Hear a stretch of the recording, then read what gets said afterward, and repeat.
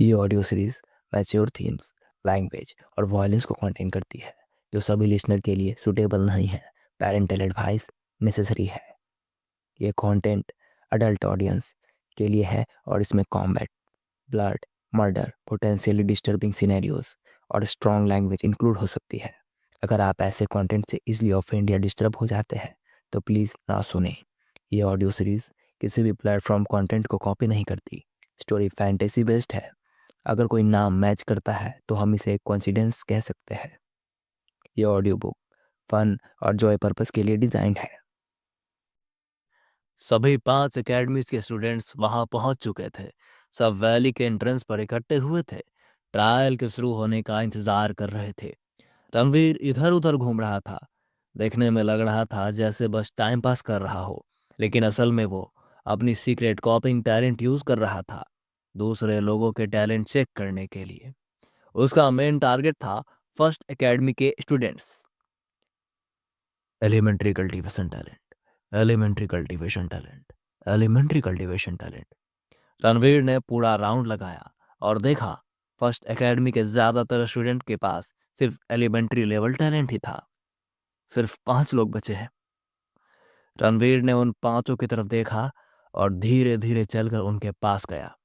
जब वो उनसे 3 मीटर के अंदर पहुंच गया, उसने अपने टैलेंट से एक एक को स्कैन किया। अरे बाप रे, सबके सब इंटरमीडिएट लेवल कल्टीवेशन टैलेंट वाले हैं। रणवीर थोड़ा हैरान हो गया।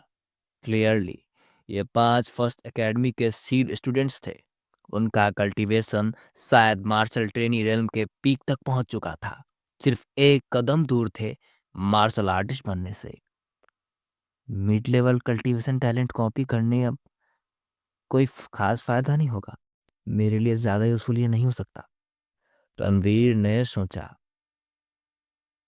बस थोड़ा सा इम्प्रूवमेंट लाएगा, लेकिन ट्रायल में कोई खास फर्क नहीं पड़ेगा। अगर मैं कोई ऐसा टैलेंट कॉपी कर पाऊं जो कॉम्बैट में काम आए, तब बात बन जाएगी। लेकिन दुख की बात यह थी कि पूरी जगह देखने के बाद भी उसे सिर्फ कुछ कमजोर या सेकेंडरी एट्रीब्यूट टैलेंट मिले थे, वो भी सब अनअवेकेंड स्टेट में। मतलब कॉपी ही नहीं हो सकते थे। अचानक एक लड़का कंधे पर एक बड़े नाइफ लटकाए हुए आया और फर्स्ट एकेडमी के उन 5 स्टूडेंट्स के सामने रुक गया, जिनके पास एवरेज कल्टीवेशन टैलेंट था। कालराज, मैं तुझे चैलेंज करता हूँ। वो लड़का अपना छुरा सीधा काल की तरफ उठाए खड़ा हो गया। ये लड़का? रणवीर ने उस पर ध्यान से नजर डाली। थोड़ा सरप्राइज भी हुआ। वो लड़का सेकेंड एकेडमी का स्टूडेंट था, और वो फर्स्ट एकेडमी के स्टूडेंट को, जिसका टैलेंट एवरेज था, ओपनली चैलेंज कर रहा था। काफी हिम्मत वाला था वो। मुझे जानना होगा इसका टैलेंट क्या है, रणवीर ने सोचा। अब तक उसने सेकेंड एकेडमी के स्टूडेंट्स पर ज्यादा ध्यान नहीं दिया था, शायद जरूरत ही नहीं थी। लेकिन ये लड़का जब एक जीनियस को चैलेंज कर रहा है, तो कुछ खास जरूर होगा इसके पास। रणवीर आगे बढ़ा, लेकिन वो लड़का उसकी तरफ देखता भी नहीं। उसकी आंखें सिर्फ काल पर टिकी हुई थी। मुक्स भद्रा, काल हंसकर बोला, मैंने सुना है तू सेकेंड एकेडमी का नंबर 1 स्वॉर्डमैनशिप जीनियस है, लेकिन चाहे तेरी स्वॉर्डमैनशिप कितनी भी स्ट्रांग हो, वो स्ट्रेंथ का गैप नहीं मिटा सकती। अभी मेरे पास 990 किलोग्राम की ताकत है, और तेरे पास बस 200। पिछली बार भी हारा था तू, क्या फिर से हारने आया है? काल के चेहरे पर एक मजाक भरी मुस्कान थी। "हम्म, मेरे पास अब 300 किलोग्राम की ताकत है, मोक्ष ने तुरंत जवाब दिया। 200 किलोग्राम हो या 300, 990 के सामने कोई फर्क नहीं पड़ता। काल ने एक ठंडी तुच्छ सी हंसी छोड़ी। बाकी के 4 एवरेज लेवल जीनियस भी मोक्ष की तरफ घृणा भरी नजर से देखने लगे। सब जानते थे मोक्ष की लिमिट क्या है। चाहे पूरी जिंदगी कल्टीवेशन करे, तब भी बस एक अर्ली स्टेज मार्शल आर्टिस्ट तक ही पहुंच पाएगा। उनके लेवल के सामने वो तो बिल्कुल ही बेकार था। तू मोक्स के अंदर का गुस्सा उबल गया। वो कुछ बोलने ही वाला था, तभी एक तेज आवाज गूंज उठी। Fighting is not allowed here. जो भी रूल तोड़ता है उसे ट्रायल से तुरंत डिस्क्वालीफाई कर दिया जाएगा। आवाज एक टीचर की थी। मोक्स तुरंत रुक गया, टीचर की तरफ देखा। आंखों में थोड़ा डर था। उसने अपना छुरा वापस रखा और चुपचाप पीछे हट गया। ये ट्रायल उसके लिए एक मौका था, एक बहुत बड़ा मौका, और वो अपनी एक इम्पल्सिव गलती से सब कुछ खोना नहीं चाहता था। इसीलिए वो मुड़कर चला गया। तभी रणवीर आगे बढ़ा, चेहरे पर हल्की सी मुस्कान, आंखों में सच्चाई। मेरे दोस्त, मैं तेरी स्वॉर्डमैनशिप का बहुत बड़ा एडमायरर हूँ। हम क्या हम दोस्त बन सकते हैं? रणवीर ने अपना हाथ बढ़ाया दोस्ती के लिए। तुम कौन हो? मोक्ष थोड़ा हैरान था, पर उसने तुरंत हाथ मिला लिया। मेरा नाम रणवीर है, रणवीर ने कहा, और फिर थोड़ी हल्की फुल्की बक बक करके वहां से निकल गया। मोक्ष बस वहीं खड़ा रह गया, पूरी तरह कंफ्यूज्ड। जैसे ही रणवीर दूर गया, उसके दिमाग में अभी अभी देखा हुआ सीन रिपीट होने लगा। Human, Moksh Batra, cultivation talent medium, swordsmanship talent medium. Swordsmanship talent भी कल्टीवेशन टैलेंट की तरह होता है, और इसका मतलब था रणवीर उसे कॉपी कर सकता है। ये मौका है, उसने सोचा। अगर मैंने अब कॉपी नहीं किया और मोक्ष इस स्टाइल में मर गया तो फिर कभी मौका नहीं मिलेगा। बिना किसी झिझक के रणवीर ने अपना कॉपिंग अपॉर्चुनिटी मोक्स के स्वॉर्डमैनशिप टैलेंट पर यूज किया। Intermediate swordsmanship talent copied successfully. फिर वो एक बड़े पत्थर के पीछे गया, देखा कि कोई आसपास नहीं है, और तुरंत अपना नया इंटरमीडिएट स्वॉर्डमैनशिप टैलेंट इंटीग्रेट करना शुरू कर दिया। बूम! एक तेज दर्द रणवीर के पूरे शरीर में दौड़ गया, जैसे अंदर से कोई अनजान ताकत उसकी हर सेल को तोड़कर दोबारा बना रही हो। उसका पूरा जिस्म उस फोर्स से बदल रहा था। 10 मिनट तक वो दर्द सह नहीं पा रहा था, लेकिन जैसे ही वो ताकत सेटल हुई, सब कुछ शांत हो गया। रणवीर ने गहरी सांस ली, आंखें बंद करी, अपनी टैलेंट स्टेटस फोकस की। Human Ranveer, cultivation talent medium, speed talent beginner, swordsmanship talent medium. Swordsmanship? उसने धीरे से अपना नाइफ उठाया और तुरंत महसूस किया कुछ तो अलग है। पहले वो नाइफ उसके हाथ में बस एक ठंडा लोहा लगता था, लेकिन अब वो जिंदा लग रहा था।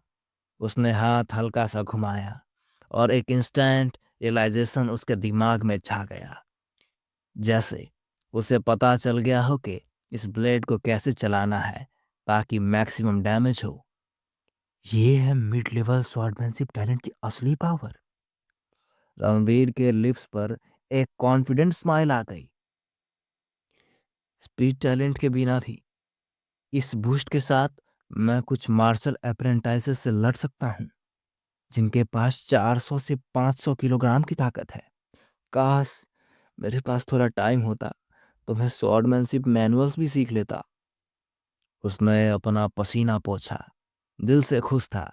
ये कॉपी करना सच में वर्थ इट था। थोड़ा आराम करके रणवीर फिर भीड़ में वापस आ गया। कुछ ही देर बाद ट्रायल ऑफिशियली शुरू हो गया। सारे स्टूडेंट के चेहरों पर सीरियस एक्सप्रेशन थे। हर किसी के लिए ये एक मौका था जो जिंदगी बदल सकता था। टीचर की आवाज गूंजी। ट्रायल का पहला winner, 3 portion intermediate level ferocious beast blood plus 10 lakh rupees. दूसरा winner, 1 portion intermediate beast blood और 1 लाख रुपीस। और तीसरा, 3 portion low level beast blood और 50,000 रुपीज। 4th से 10th तक हर एक को मिलेगा एक piece low level ferocious beast blood. Trial पूरे 3 दिन तक चलेगा। 3 दिन आइलैंड में सरवाइव करना, लड़ना और पॉइंट्स कमाना। एक मार्शल आर्ट ट्रेनी के लिए ये एक एग्जाम नहीं बल्कि टेस्ट ऑफ सर्वाइवल है। टीचर की आवाज फिर से गूंजी। सारे मार्शल आर्टिस्ट एक एक करके ट्रायल आइलैंड में प्रवेश करो। Swish swish swish.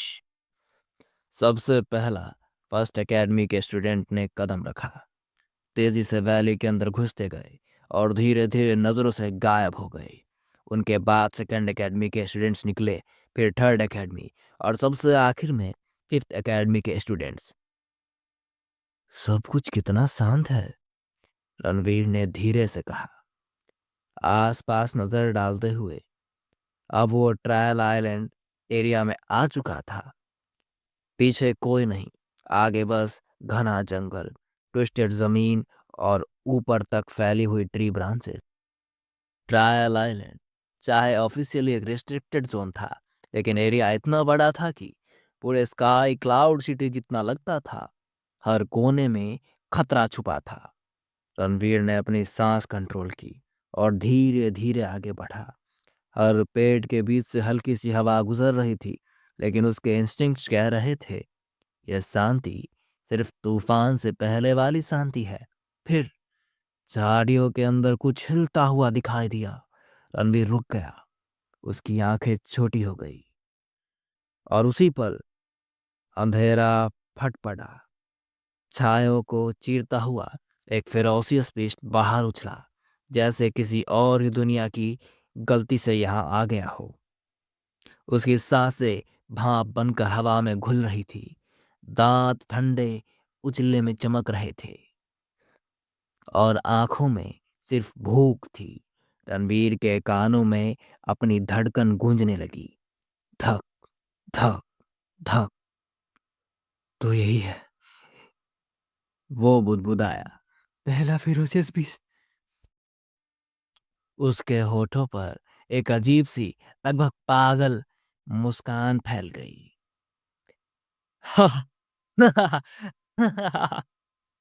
उस हंसी में पागलपन से ज्यादा घबराहट थी। उंगलियां नाइफ के हैंडल पर कस गई। चाकू ठंडी थी। बीस्ट ने घुर्राकर जमीन को रेदी। रणवीर एक कदम आगे बढ़ा। उसने अपना नाइफ मजबूती से पकड़ा। ट्रायल अब सच में शुरू हो चुका था।